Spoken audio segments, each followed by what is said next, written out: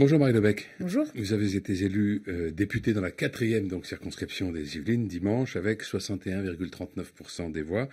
Vous allez découvrir dans la matinée, dans quelques instants, en fait, peu de temps après avoir quitté ce studio, l'Assemblée nationale comme député.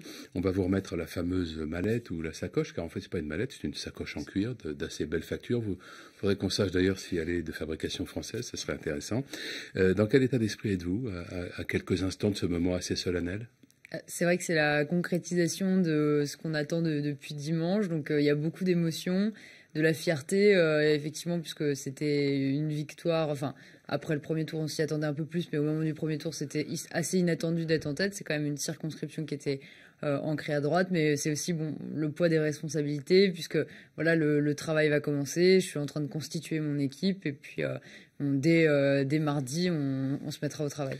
Je disais que vous allez découvrir l'Assemblée nationale comme député parce que le Palais Bourbon, vous le connaissez, vous l'avez fréquenté pendant 2 ans en tant qu'attaché parlementaire du député socialiste des Vosges, Christian Franqueville, entre 2014 et 2016. C'est bien ça. C'est bien ça. Donc vous avez aujourd'hui, on peut dire, une certaine expérience du travail parlementaire? Oui, sur le fonctionnement des institutions, sur l'organisation du travail des députés, sur l'importance du rôle en commission. Effectivement, voilà, c'est quelque chose que je connais, que je maîtrise, qui me donne peut-être un petit avantage par rapport à des élus issus société civile qui n'ont pas encore été dans le milieu de la politique. Mais il y a encore beaucoup de choses à apprendre. Mais pour ça, le personnel de l'Assemblée est très qualifié et très compétent, donc on sera bien entouré. Donc malgré votre jeune âge, vous pourriez, pour certains députés totalement novices, être un recours, un point d'appui? Je souhaite qu'il soit un recours pour moi sur certains sujets, mais voilà, effectivement, on n'a pas hésité, même dès la fin de la campagne, par exemple, en ce qui concerne le recrutement des collaborateurs parlementaires, à échanger. Et moi, je leur ai donné un petit peu ma vision du sujet, mais voilà, s'ils ont besoin de conseils, je suis bien volontiers à leur disposition.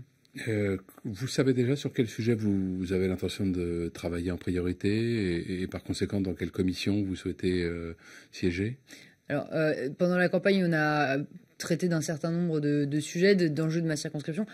On n'a pas de mandat local, mais ça me paraît important effectivement d'être relié aux problématiques de son territoire, puisque ça permet d'avoir une véritable expertise.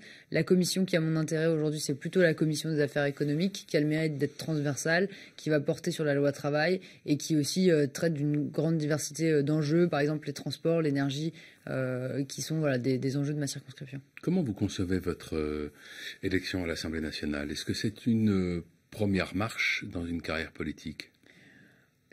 Je ne sais pas si j'aime pas trop ce terme de carrière politique, parce que je me suis engagée au début chez les Républicains parce que je croyais dans le projet. Je me suis pas retrouvée depuis la défaite 2012 dans la façon des Républicains de faire de la politique.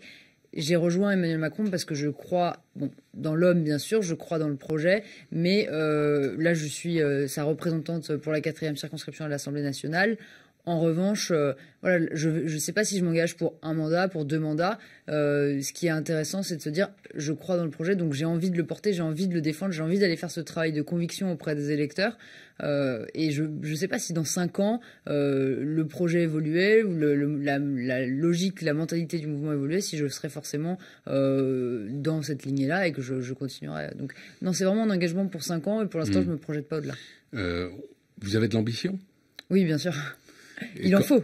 Oui, et quand vous regardez, par exemple, vous avez 26 ans, Emmanuel Macron en a 39, président de la République, est-ce que ça vous fait réfléchir? Il semblerait que oui, que vous disiez, bah oui, c'est vrai. Donc quand on y pense, on se dit, bah pourquoi pas moi? Oui, bien sûr. C'est un peu un modèle, parce que c'est vrai que jusqu'à présent, on était beaucoup dans une logique il fallait faire le cursus honorum. Pour mettre le pied à l'étrier, il fallait commencer par être conseiller municipal dans une mairie. Ça faisait des carrières, comme vous l'avez dit, extrêmement longues, où c'était la bataille un petit peu pour les postes pour évoluer. Moi, c'est vrai que voilà, j'admire beaucoup le parcours d'Emmanuel Macron pour ce qu'il a su faire. Donc c'est un modèle. Je pense qu'il faut avoir de l'ambition dans la vie, parce que c'est un moteur. Plus nos objectifs semblent impossibles à atteindre, plus on a envie de se dépasser pour essayer de les atteindre. Après, présidente de la République, je pourrais vous dire comme les politiques, j'y pense tous les matins devant ma glace, mais c'est pas vrai. Vous arrêterez là, parce qu'évidemment, la fin de la phrase est difficile à vous appliquer. La fin de la phrase est difficile. Si ce n'est qu'Emmanuel Macron, lui, n'a même jamais été élu. Vous êtes désormais député. Alors, vous avez été, je le dis, l'attaché parlementaire d'un député socialiste entre 2014 et 2016, et vous l'avez évoqué vous-même, vous avez été plus jeune sarkozyste, engagé dans les campagnes présidentielles de Nicolas Sarkozy en 2007 et en 2012. Peut-on dire que vous êtes donc et de droite et de gauche, et que c'est ça qui vous a conduit chez Emmanuel Macron?